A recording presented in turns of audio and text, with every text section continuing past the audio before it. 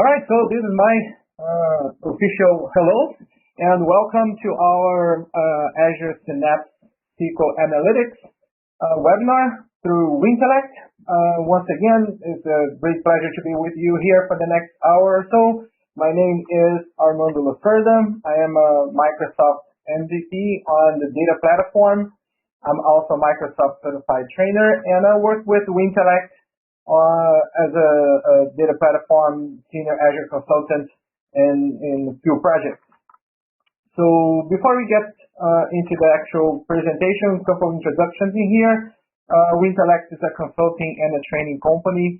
We are a Microsoft Gold partner, and we have multiple competencies with Microsoft. We do offer instructor-led training and on-demand training. But with the coronavirus going on, if you want to have a structure lesson with me, it's going to be difficult to speak with anybody. All our classes are running online. I did present a class a couple weeks ago on Azure for some folks down in San Diego. So yes, we are running our classes and in online environment. So we are great contributors for the community. Like this free webinar is one of the ways that we contribute to the community, and we share knowledge and skills out there. We do have a web page with tons of blogs and technical tips on multiple aspects of computing and cloud computing. And we have more content on data coming up. We have a lot of development. Wintellect is well known by the development content.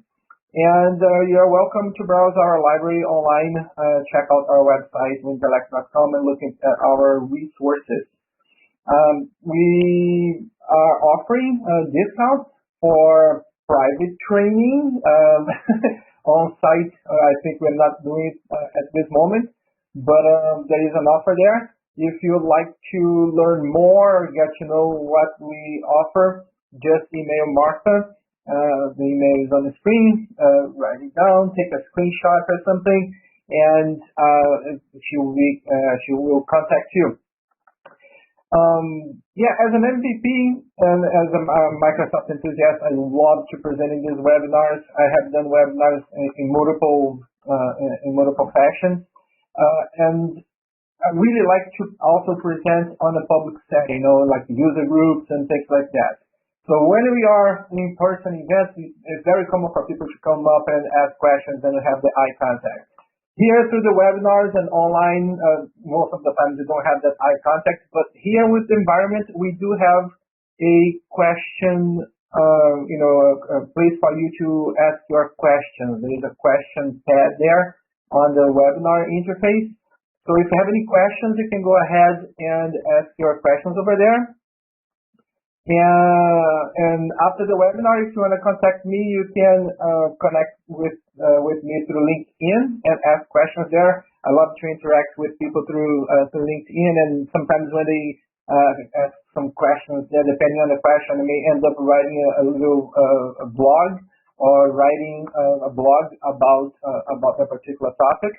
And we can also use our alias for webinar questions, or whatever way you feel like. But if you have any questions on this particular session, please use the GoToWebinar interface, place your question there. Martha and Rachel are looking into that panel, and they will let me know when a question pops up. All right. So with that, let's move on here to the actual content, right? Let's take a look at Synapse. This particular session, I brought it from the Microsoft library of content on multiple subjects they have in there. This is one of them on modern data warehouse. The slide deck, people usually ask, hey, can I have a copy of this slide deck? Oh yes, you can have a copy of this slide deck. I customized this one a little bit, but the original one is available there on this one here. You can just browse it there and download both the slide deck and the sample code I'll be presenting as we move along, all right? So that's how we go for it. Microsoft Ignite the Tour was a Microsoft event. I presented in a couple of these events in the past.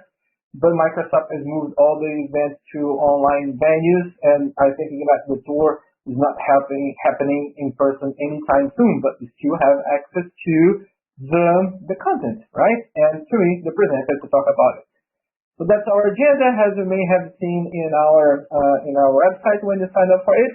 So let's take a look. So what is Synapse?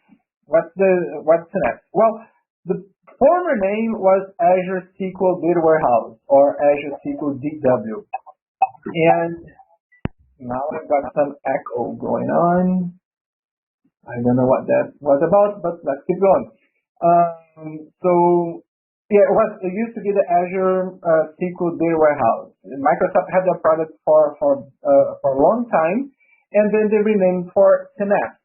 So what's the idea? What's behind Synapse? So here we have a description, right? A market description. It's a limitless analytics service with unmatched time to insight that delivers insight for all your data. Great line. You know, people really spend a lot of time thinking these lines through, and they do a good job writing this one. But what's the idea of Synapse, and why do we have it? You know, what this name came from in the first place. So I was there at Ignite back in November, when Satya presented for the first time in public the idea of Synapse. And I was like, you know, where this name came from? And this name came from based on, the way I understand it, it came from based on the end-to-end process to create some final product for your company, for your business. The idea is the data warehouse is a big piece of it, but not the only piece, right? You have to provision storage, you have to load the data, and you got to transform the data most of the time, and you're going to query the data and make the data available to your end users, to your consumers.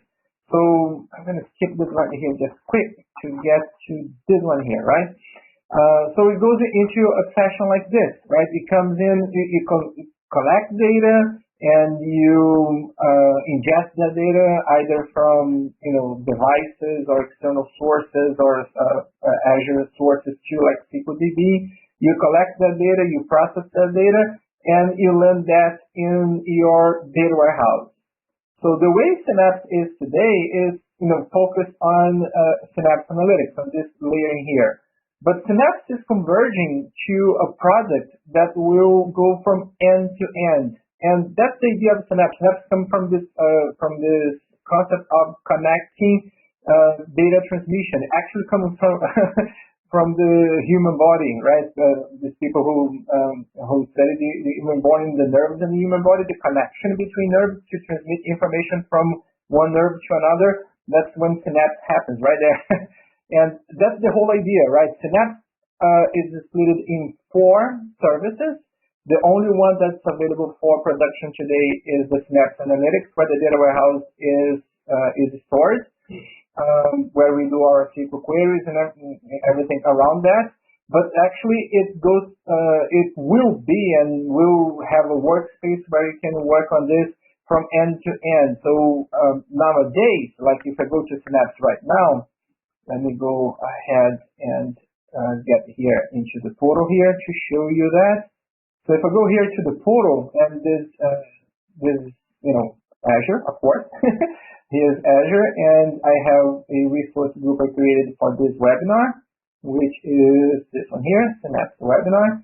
And if I go into my Synapse pool, right, the database pool, I will see here on the left side that there are some links here for me on common tasks on doing those activities, right? I can connect to Service Bus to get data from streaming, or I can load data from Azure Data Factory. In this one here, the query editor is actually touching Synapse, and I can build dashboards using Power BI. So as it is today, and also can create larger data models, tabular data models, use analysis sources over here. So the way it's presented for us today are the individual services on this left side in here. So if I want to load data through Azure Data Factory, for instance, I go here into load data. There is a link for the Informatica supporting there, but I could go into Azure Data Factory if I want to.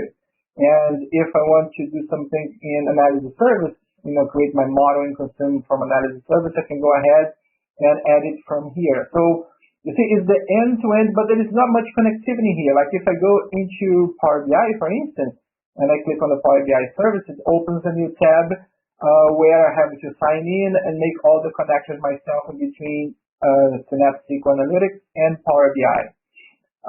The way it's going to be in the near future is there will be a workspace here stitching up all of these services at once, so it will be a really end-to-end solution. And if you want to see more about that, here's my tip. You can go ahead and look into the Microsoft Ignite Synapse session. It's a great session. It's a 45-minute session that's recorded for free. So if you search, you can see. And they do demo the new version that's in preview. It's not available. That's why I'm not showing you the new one, right? This is the current one. This is the production one. But they did demoed out the new one that's coming. And if you want to take a look at how the interface looks like, I highly recommend you taking a look on that session. I can actually look for that session here for you later. But the bottom line is Azure Synapse will help you out through the interface as it is today to start your services the way the services you need, the way you need from this panel here. But Synapse Analytics is actually about the data warehousing, the elements of the data warehousing itself. So back in here, let me go back to some slides because I did skip one just to give you that overall picture of the data node and the concept of the name, right? Connecting these tiers together. And looking closer to the actual Synapse Analytics, by the way, the name Synapse is an umbrella for 4 services. And this is one of them, right? Azure Synapse Analytics is one of them. So we do have the workloads, we do have the analysis, and we do have the data ingestions that are, like I said, in preview mode. They're still being cooked and will be released sometime soon. But when we talk about Azure Synapse, what do we get when we see a new instance? Well, the first thing to keep in mind is there is a separation in between the storage, where your data is, your tables are, and the compute. So they are allocated as disconnected from each other. Of course, they query each other. The compute will query the storage, but they are independent from each other. So when your bill comes in, you're going to see a portion of your bill for storage and a portion of your bill for computing if you're using computing at all on that billing cycle. And on the computing side, we have this control node, which listens to the queries coming from the client, right? Hitting the Azure service, Azure Synapse service coming from the client. And this control one will dispatch that query to the computer nodes that are associated to your Synapse pool, the computing pool. How many computing nodes are out there for you? Well, it depends on the DWs you come to assign to your Synapse instance. And I'm going to demo that for you in a second. You're going to see that. So, you can start with like just one compute node. So we have one database engine, and take care of the entire database, everything you have there in the database. Or you can go up in your SKU or processing power, and then you end up adding more compute nodes to your pool, right? To your Synapse pool. So again, the dynamic is someone sends a query, the control node gets that query and dispatches to the compute node. The compute nodes, they work with the data they control. And when they collect the data and they generate the partial results, it gets back to control node, and the control node sends that information to the client who requested that info. So that is in the processing power of the compute node. And to show that, let's go ahead here into the portal again, and let's take a look on how we can see that. So here in my current Azure Synapse instance that's running there for this demo, I can see here that I am running a Gen 2 DW100C, right? So what does this mean? Well, if I do a quick searching here, so site.microsoft.com Synapse DW100C. DWs probably kind of too big. Let's get it a little smaller here. Let's see if I can get this one here. This is how to change. This whole thing here is about to change. So this is not a good link. What's my link? I have it here.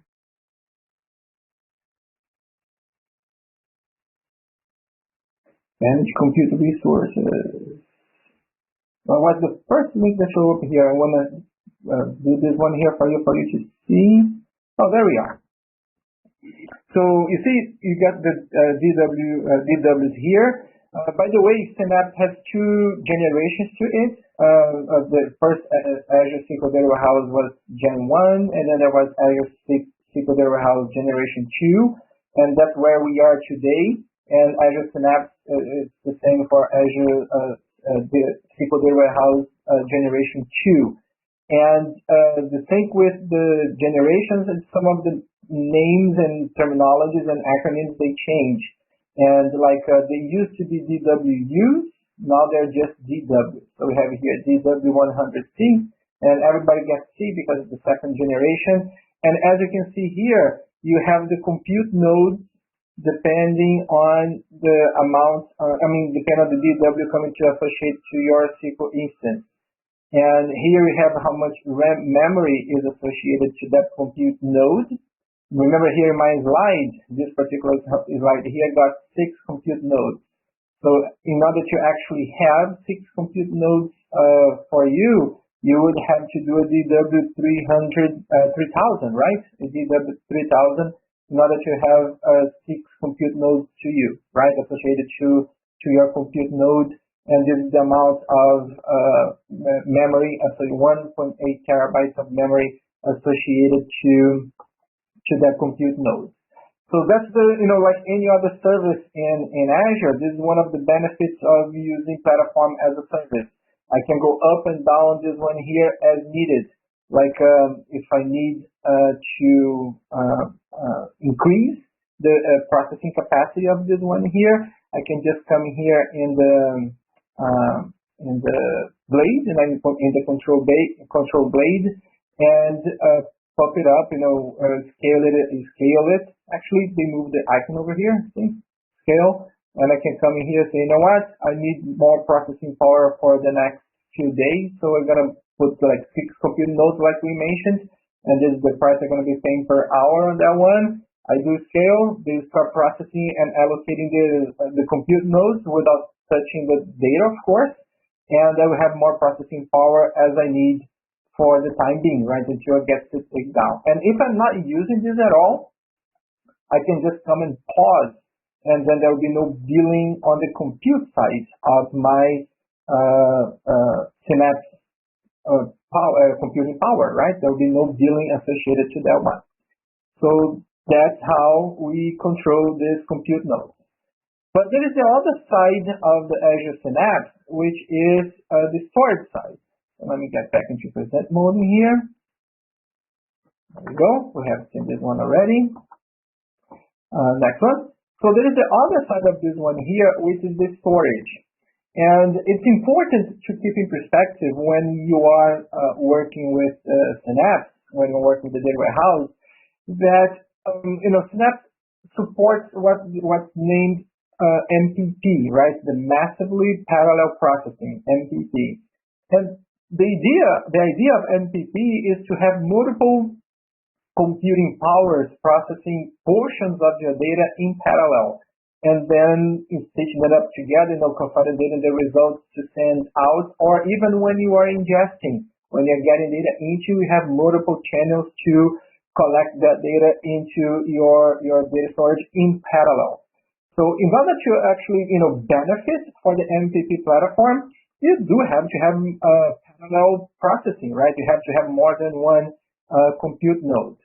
And keep in mind that your DWs are the ones who define how many compute nodes you're going to have. Before, if I go to the web page, into the documentation, you see here that for each DW, I will have some compute nodes. You see some amount of compute nodes associated to my pool, to my DW pool. Now, it's very important to grasp this concept because if you query, 30 terabytes of data using one compute node, it's going to take X time. But if you do the same query on 15 compute nodes, it's not going to take half of the time, but will be way, even half, right? It's not going to be like 15 times faster, but will be like 13, 12 times faster because you still have to do the stitching of the result. So it will be way faster, right? Depending also how the data is organized. But you got what I'm saying here, right?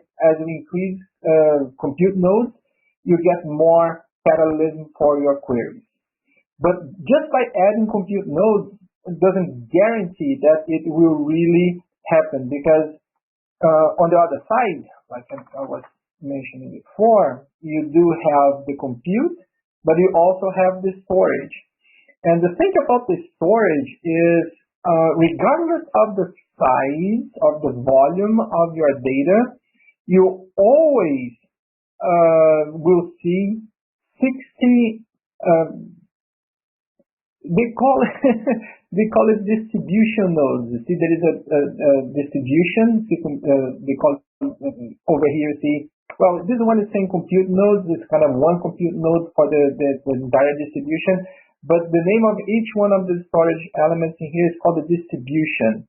So regardless how many compute nodes you have, you're always going to have 60 distributions. And also, regardless of the volume of data you come to have, you're always going to have 60 distributions. What that means is the data that comes into Synapse will be somewhat partitioned depending how you create your table. It could be physically partitioned into 60 pieces. And these 60 pieces will be given or associated to the compute nodes you have to your Azure Synapse pool. So once again, if I go back here to the documentation, you see that if you have one compute node, that compute node is responsible for all 60 distributions. So it will get the query and will go into the 60 physical distributions, collect the data from them, put in the memory, do the magic, whatever the query is requesting, or whatever computation, aggregation, whatever, and send it back to the control node. But if you go like into this one here, like the DW3000 we have seen before with 6 compute nodes, what's going to happen is each one of these compute nodes will be responsible for 10 distributions. So here you see the parallelism taking place, which means that we have 6 compute nodes, or 6 servers under the hood that you really don't see, but they're there. And each one of them is in parallel. They are working with a particular collection of 10 distributions of the 60 that are always there. So therefore, they can really work in parallel, collecting data from the distributions each node is responsible for, compute the partial results, and then send those partial results back to the control node, as you can see over here. They compute that in parallel, and then send that back to the control node to send the final results to the querying application, right? So these are two basic and very important concepts about Synapse, Azure Synapse Analytics. One is the amount of compute nodes, so you can benefit from parallelism. And the other one to understand that some certain type of table is stored at this place called the distributions. And distributions are physical partitions of the data and you come to define how the data is going to be partitioned over there, which we'll see as we move along here. So at this point, let's see if there are any questions. I don't see any questions. Rachel, let me know, right, if you see some questions popping up. But at this point, I think we are good. So let's keep moving. Yeah. So here again is the big picture, or everything we have been discussing so far is on this, let me get this in present mode, is on this corner here, right? This is Azure Synapse Analytics as it is today. And we do have the other services, right, in the data engineering data pipeline implementation designed by engineers in Azure that will collect the data, will more likely, move the data across from multiple sources into a lake, into a common storage. And from here, we can either consume straight into Synapse. I have a script to show you an example of this one here. And, or it can be probed and changed, analyzed, profiled outside Synapse Analytics. Synapse Analytics, we can do queries to try to profile your data, but the interface is not the best one for that. So people using Jupyter Notebooks on Databricks or Spark, they find better visual support over there. And then, after scanning the data the way we want, we can get the data available into Synapse Analytics, right? We can transform, automate the transformation, and get into Synapse Analytics. So we have multiple choices for those things. You can do Spark, Databricks, or Azure Data Factory, depending on what we want to do. All right, and of course, for consumption, we have Power BI from Microsoft. We have Power BI to consume data either straight from Synapse, depending on your level of support in Power BI, or having Azure Analysis Service in between as it is today. All right, so let's talk a little bit about performance. If you're here in this session and you are a SQL Server guy, you're a SQL Server DBA or gal, right? SQL guy or gal, you're a SQL Server DBA and you've been working with SQL Server for a long time, you know that in SQL Server you have a table. Table is a table, you have a table. So you can go into Management Studio, for instance, and grab here a new screen, a new script, and do like create table, my table, and whatever column you want to have for that table, right? A table is a table, just gonna have your table. If you want to create indexes for your table, then you have multiple types of indexes. It can be clustered, non-clustered, column store. You have a bunch of possibilities in there. And if you're using, if you decide to use memory-based table, right? You can also create in-memory table in SQL Server. But the in-memory table is a different ball game, a different kind of storage, right? So pretty much in terms of storage and database engine, we have a table, and that's what we have. What most people don't realize when they first start working with Azure Synapse Analytics is that these compute nodes we have in Synapse, as you can see here on this illustration that I got from the documentation from Microsoft Docs site, the data engine supporting this compute node is SQL Server, but it's not your regular SQL Server. Your regular SQL Server supports a bunch of constraints, like primary keys. There are some commands they support, like merge commands, advanced commands, and like I said, the table is just a table. Azure Synapse, although it is found, the base, the foundation in SQL Server data engine, there are a lot of restrictions and nuances to it. And this is one of them. This slide here was that in a bit, this one. This is one of them. When you create a table in Synapse, you have to make a choice on how that table will be stored in the distribution. And actually, you get to choose if a particular table will be stored in a distribution or in the actual compute node. So we have two basic types in Azure Synapse. We have pretty much two basic types. One of them, oops, let me go back one here. I just did it by click. There we go. So one of them, let me get my laser. Here's my laser. One of them is what they call the hash distributed tables. So it actually is distributed, right? It can be distributed by hash or by round robin. One of these two ones in here. So these two types, they are stored. The data is kept in the distributions themselves. And we do have the other type of table, which is called the replicated table. The replicated table does not keep its data in a distribution. Rather, it stores its data on the compute node. So make sure you're following me on this one here. If I get on this one here, so this Azure storage, this is where my distributions are. So my distributed tables, either hash or round robin, any one of those, they are in here, right? The data is kept on the distribution storages, while the replicated tables are stored in, let me get this a little smaller. They're stored, I'm using my PowerPoint as a whiteboard. They're stored in each of these computes. So if I create a table that's replicated, there will be a copy of that table on each one of the distributions that are supporting my DW.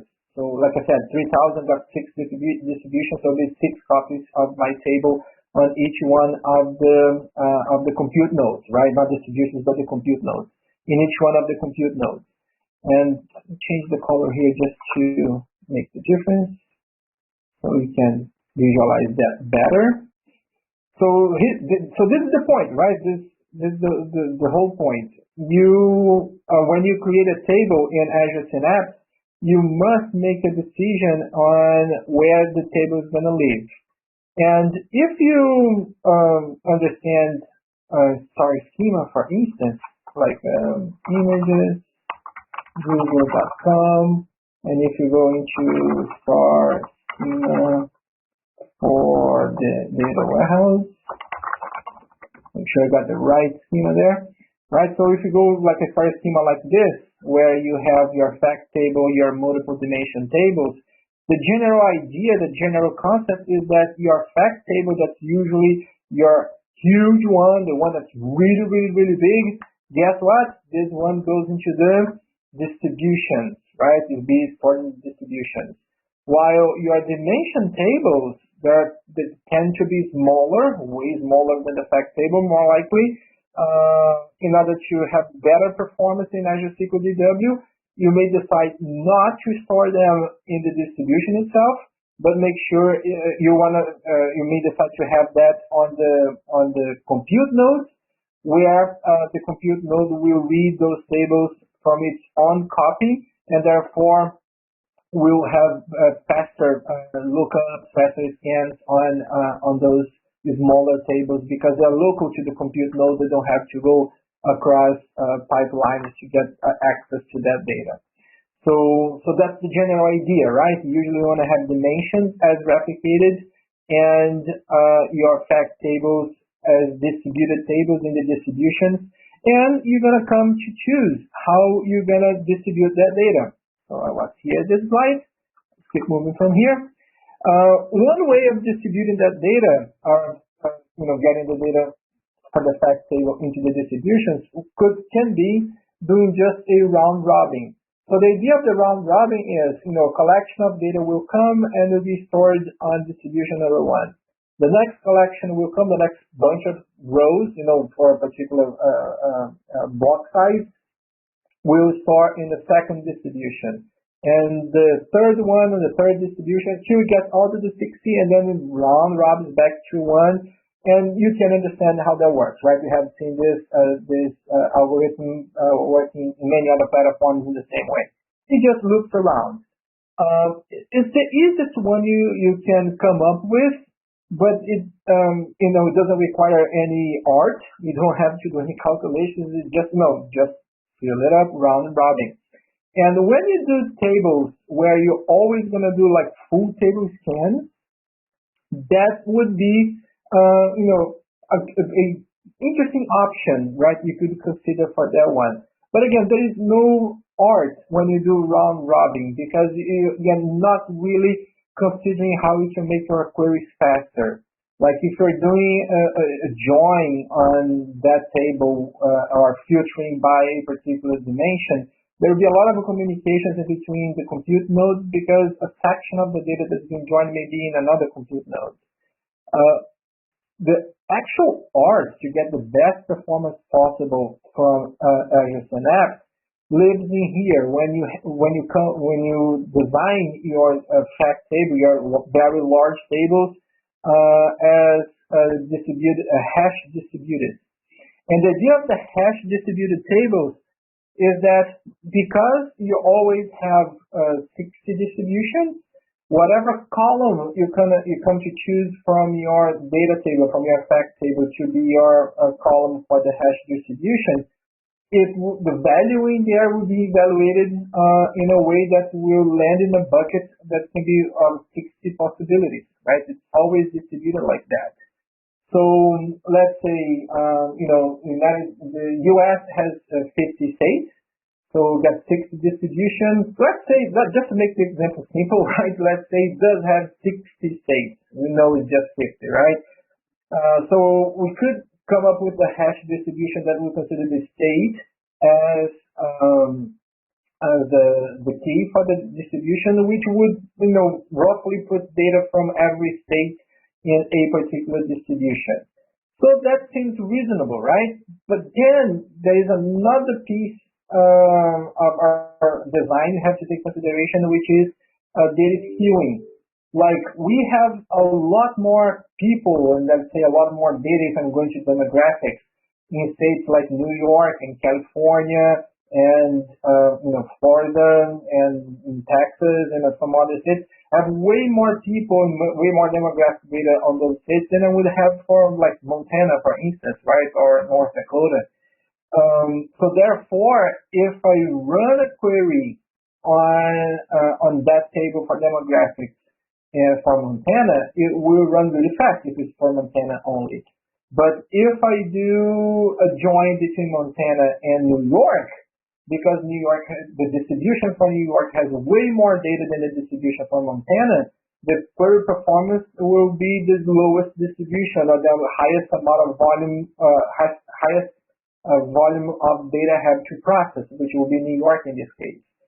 So your key for the hash distributed tables must not just like separate concerns, but should also make sure that the data is not skewed, like you have the same amount of data in every one of the distributions. So therefore, you have to profile your data before you start loading that data into Azure Synapse. That's a very important element. But it's not just that. One extra thing you gotta do is guarantee that your queries will touch the largest amount of distributions. What do I mean by that? So imagine that now my distribution hash key is on date. So I have 60 years of company's history, and I have one distribution for every year, which sounds nice, right? Now I have multiple years there. And consider my company is being steady, not increasing or decreasing much, I would say I have the exact amount, the same amount of rows for every single year. Great. But if all or the majority of the queries coming to Azure Synapse are hitting the current year, like 2020 now, and they rarely go back to 1960, for instance, or 1970, if they rarely go back in time and they're most concentrated on the current year, then as you can probably see, I will not be benefit much from the parallelism, from the MPP, because every distribution, like we have seen here in a slide before, let me go back here to one slide. Let's see. Yeah, well, every collection of distributions and storage is associated to a particular compute node.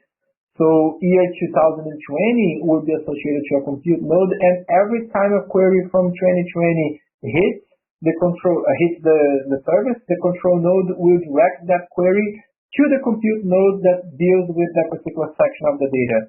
So there will be a compute node out of the 60 or 15 or how many compute nodes you come to associate to your pool. There will be one particular compute node that will be really, really busy because all the queries are hitting that particular section of your data, and the other compute nodes are not so busy anymore, are not so busy at all because data is not being queried from the distributions that they manage. So the hash distribution, defining the hash distribution for your table, it's where performance lives in Azure Synapse. So two basic criteria in here. You want to have a hash distribution key that will get data not too skewed, as even as possible. And the other one is you want to have a hash distribution key that will guarantee that queries will benefit from the possible parallelism by hitting multiple compute nodes to query the data from the distribution. That's two basic, very important concepts you have to master when you're modeling for Synapse. All right. Yeah, that's the hash distributed, this one here just mentioned. And the replicated, like I mentioned before, are the ones that live in the compute node, and usually we want to keep smaller tables over there. And the idea to have those smaller tables over there is that when I filter my database on dimensions, the compute node has all the information that it needs about the dimensions close to itself, or actually in itself, right? Because the tables are replicated in every compute node. Another important tip for the query plan to work well when you do queries in your tables is, your large tables in the distributions, they are very, very, very large. So more likely you don't want to create indexes, right? Regular indexes like non-cluster indexes on those tables, because you're usually going to scan a lot of data. Faster to go through the table, in the full table, scan the table for large tables and try to follow non-cluster indexes or even cluster indexes. So even though you're not going to create those kind of indexes, it's always a good idea to let the query plan, the query engine to know how the data is distributed in a table, especially in the columns you filter the most. So creating statistics by itself, which is not a common task on the regular OLTP databases, creating statistics by itself, not by creating an index on top of the table. It's another task that's usually required, so you can help the query optimizer to understand how your data is distributed within the storage, among the distributions, and then create a better query plan and understand which compute nodes should be involved when querying your data. And this is how the code looks like. Let me show you a couple codes in here. So this one here was just like that. Table is a table. Let me start with this one here. So here's an example of collecting data from external sources. So this is ingest data from the lake. Remember, you can get data from the lake. If I go here into my resource group, I don't need this image anymore, but if I go here into my resource group, let me go back here, resource group, I can see here I have Synapse Webinar, and in Synapse Webinar, I have here a storage account where a lake has been created in here. with some containers. Let's see. That's not real data lake service, it's just containers. But I do have some data in here, right? I got this file here that's external to Azure SQL Database. So I have this file here, I have this other one I could read too. And if I look into this file here, let me see, download the guy. There we are. If I look into this file here, it's regular CSV file with dates. So when it's time, after I have transformed and profiled this file here, and I know what the file looks like, and I want to bring that file in, I can come into Azure Synapse and say, you know what? I want to bring that file into Synapse. I could go Azure Data Factory and create a pipeline in there to pull data in here. But another option that I have is to create what they call an external table. So an external table, which is yet another kind of table, is the one that points to these external storages. In this case, is a CSV file, but there are other sources you can point to. So I'm gonna, create this table. The table has this structure. Like I said, I went to the file first. I looked at how the file looks like. And I created a structure here that supports the data types that are in the file. There will be no data confusion in there, or data mismatch, type mismatch, something like that. But before I can do this, I must first connect to the place, the lake where the file is. And this is the traditional way of doing it, right? There is this create a database scope credential, so you can connect to the storage account using the secret. And I'm not blurring this one here because I'm going to kill it after that. And I already brought the data in. So if you try to connect there, it's going to vanish right after this webinar. So don't worry about trying to hack into this. But so I create that credential over here to connect, and then I map to the endpoint of my storage where the files I want to bring in are. And I define which kind of format the file is on. Like this one here is a delimited text, and the delimiter is the comma. It could be like pipe, right, or tab, the tab character. It depends on how you create your file. And this is the structure of the file in the storage. So that's pointing to this particular table here, deemed day2 external, this table. It points to it's not a table in the compute node, not a table in distribution, it's a table in the data lake. And when I run this query, Azure Synapse is going to the data lake, reading that text file in the data lake, and presenting that file here in the result. And it's probably taking a little longer because I queried this over an hour ago, maybe not in cache anymore, and perhaps even my instance of Azure Synapse is asleep. Let me double check if it's running. Let me see. Synapse pool, there we go. And it is running. Pause is available for me, which means that this thing is running. So just because I have a low processing tier there. Go back in here. Look at that.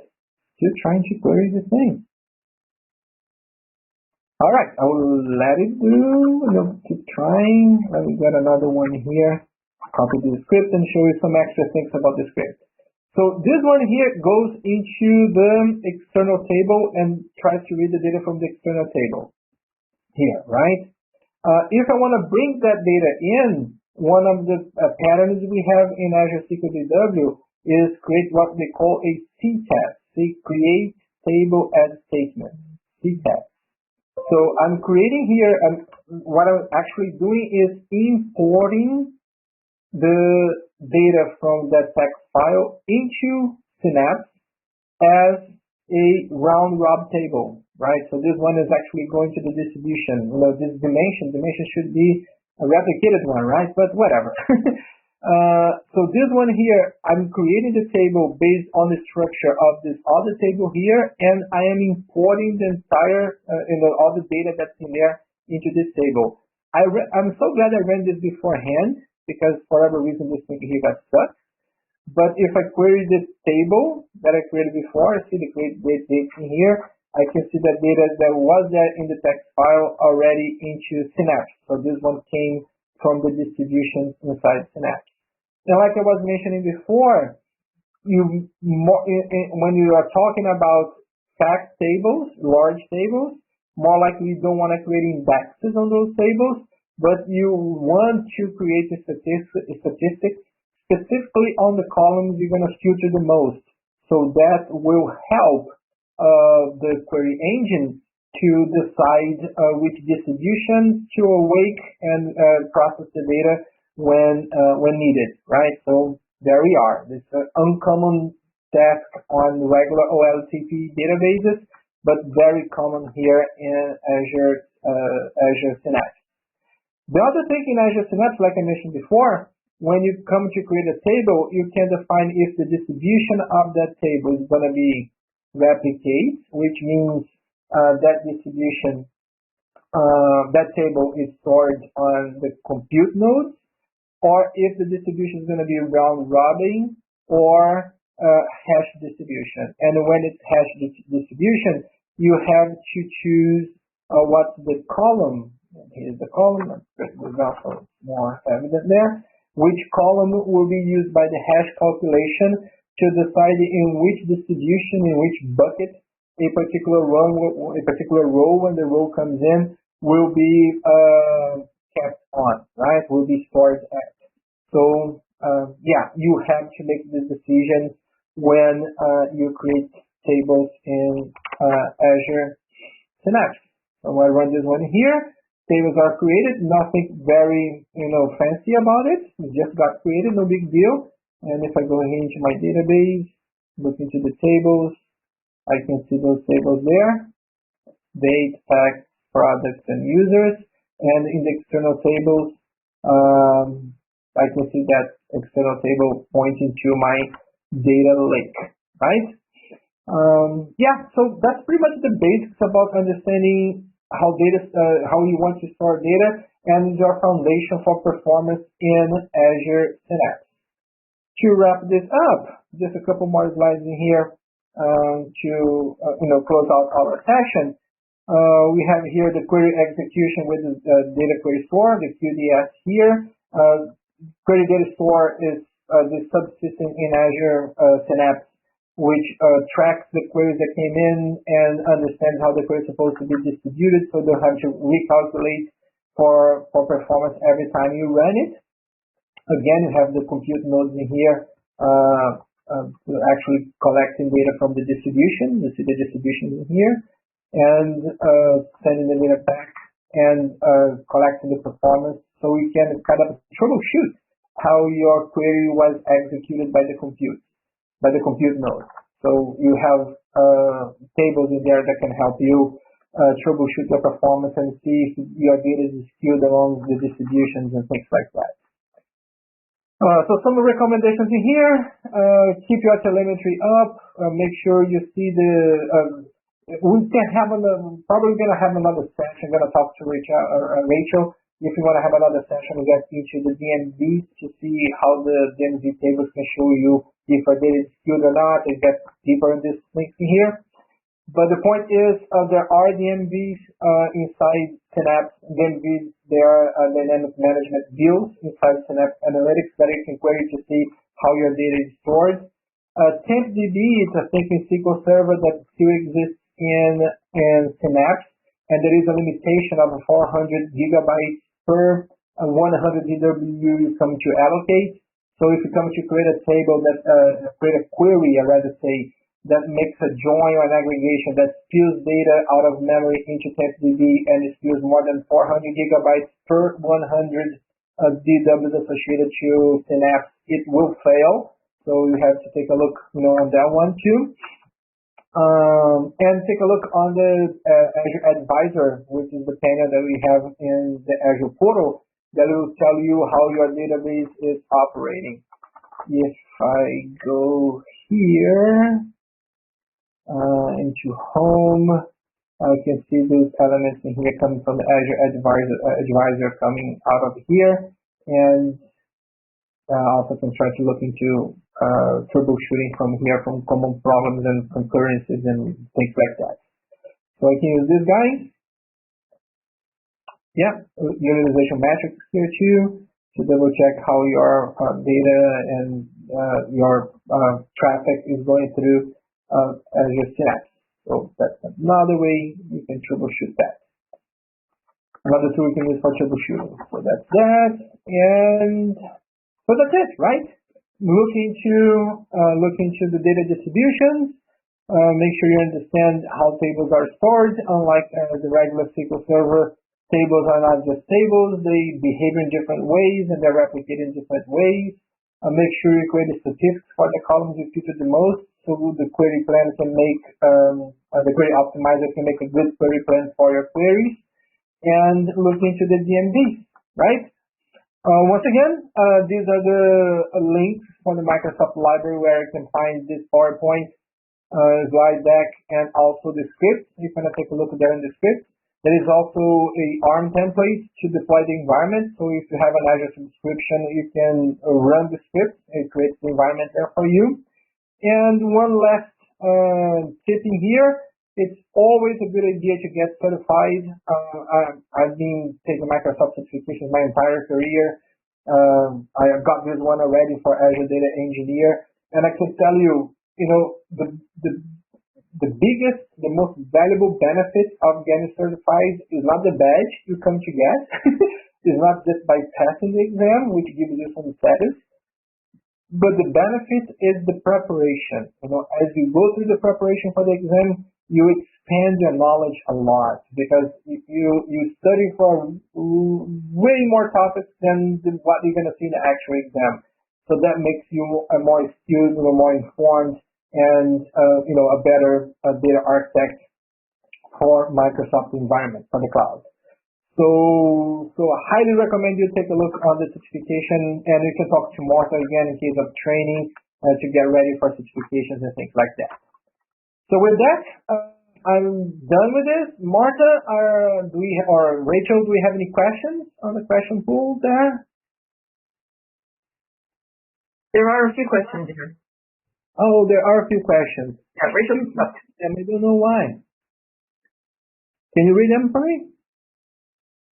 Oh, I found them. There we go. Don't worry, I found them. Okay. Thank you. Let me see here. Let me see. Right. So, will it be possible to rewatch this webinar later? Yes, it's being recorded. And Rachel, this one went flawless, right? So we're good to go with this one here.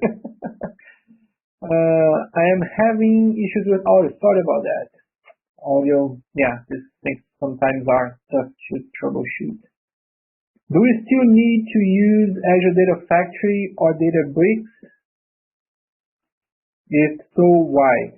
So, Azure Synapse can bring data in straight from the lake, like I showed you here on this slide deck. Let me bring that slide in here again. Where is it here? On this slide here, Azure Data Factory can be used on these layers in here to bring data from multiple sources, actually sources that Synapse would not be able to reach out to.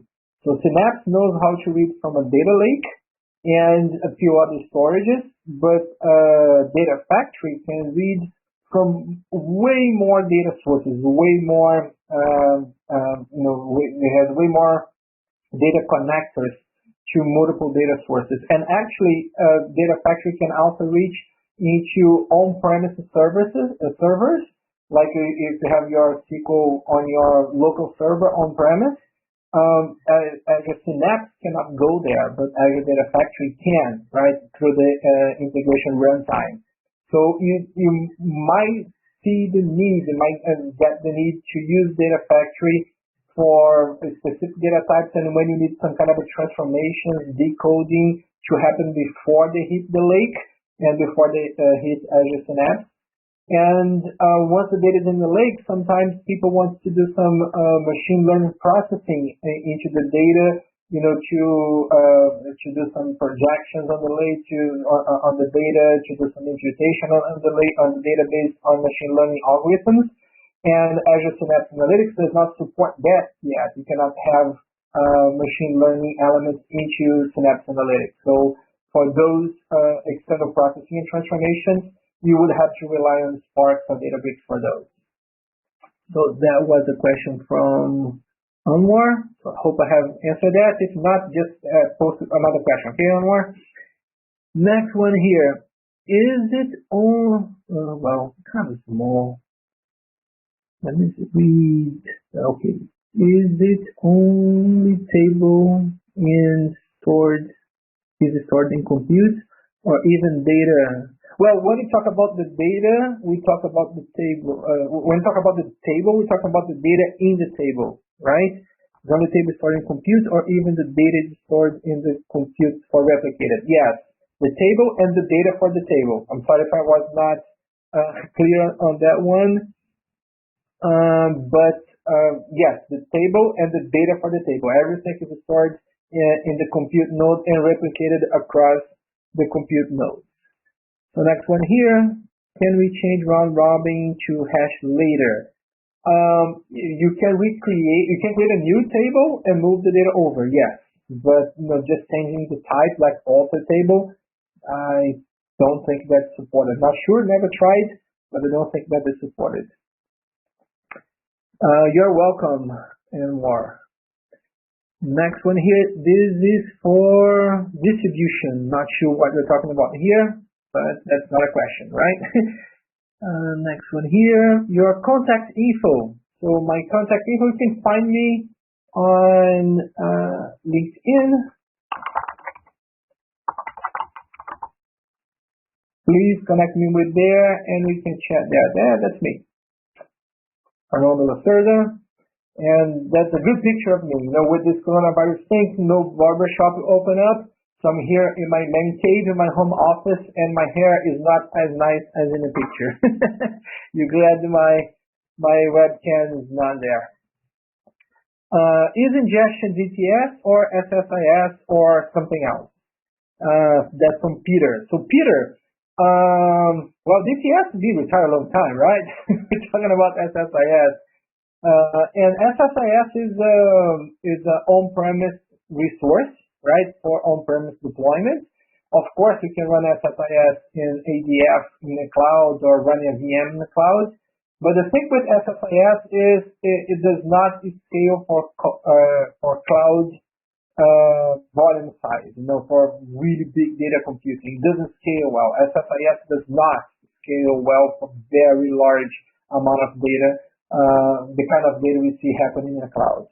So if you're running on-premise and you want to export data into Azure Synapse, you can use SSIS, positive. You can use SSIS. It's your choice. You do it from on-premise. You're pushing from on-premise to the cloud. Great, no big deal. But when it gets to process in the cloud, when you're using Azure resources in the cloud, you're not going to see SSIS as a resource that's your first resource.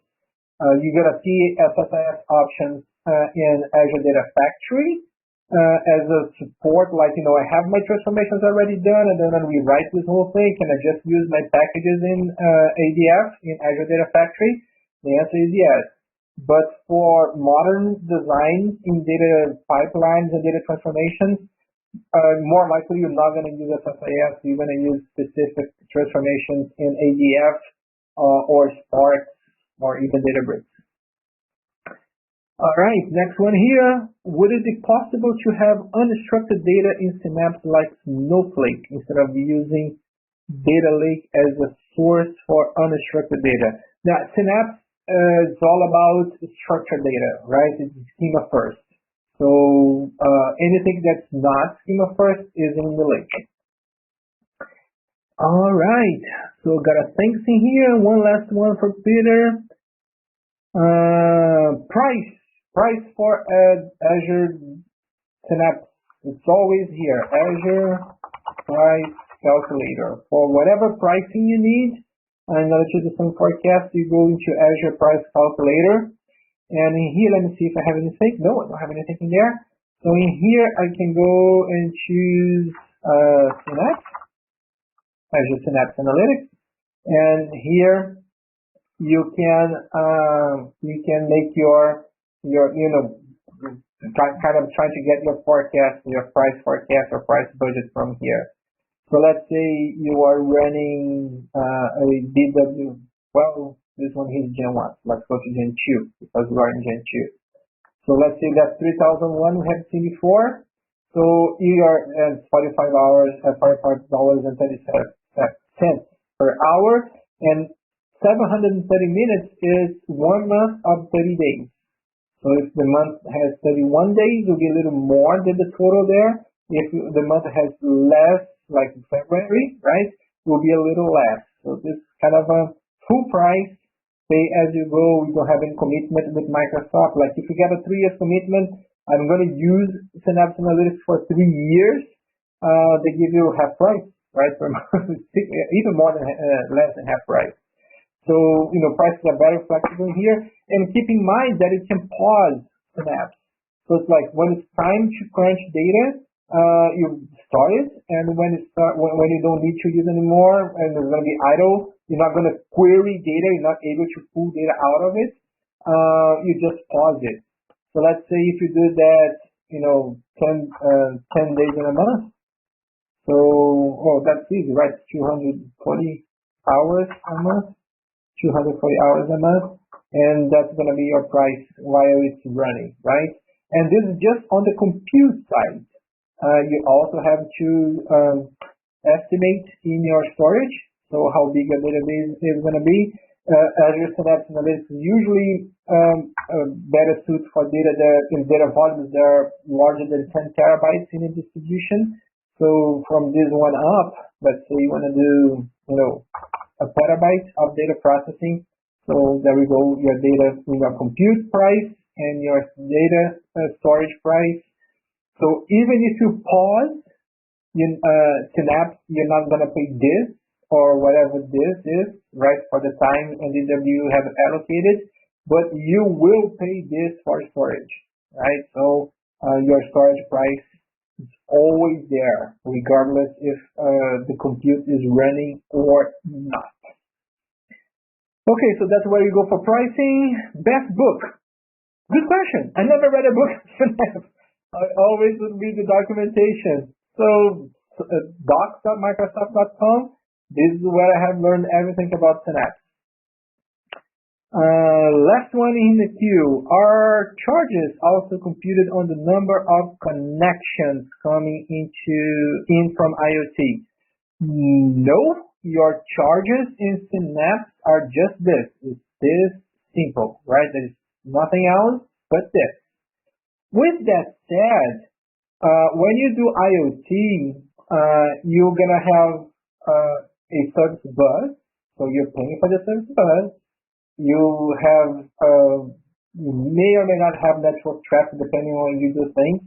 But that service bus is going to be is going to have some compute on top of it, an Azure function or something. So you're going to pay for that one. But to get the data into Synapse, you don't pay any extra, right? Data coming in or out of Synapse, you don't pay any extra. That's the price for Synapse. Okay, Peter? And that's all. All right. I hope you have enjoyed the session, guys. It was a pleasure to be here with you. And I see you in the next webinar. Please keep in contact. Don't be a stranger. And enjoy your rest of your day. And tomorrow is Friday, so enjoy the weekend. See ya. Where is the button to stop sharing? Stop sharing. There we go. And there should be another button here to end the presentation.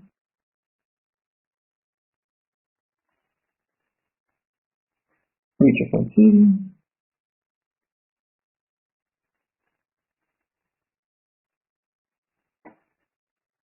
Hey Rachel, do you know where the button to end the presentation is?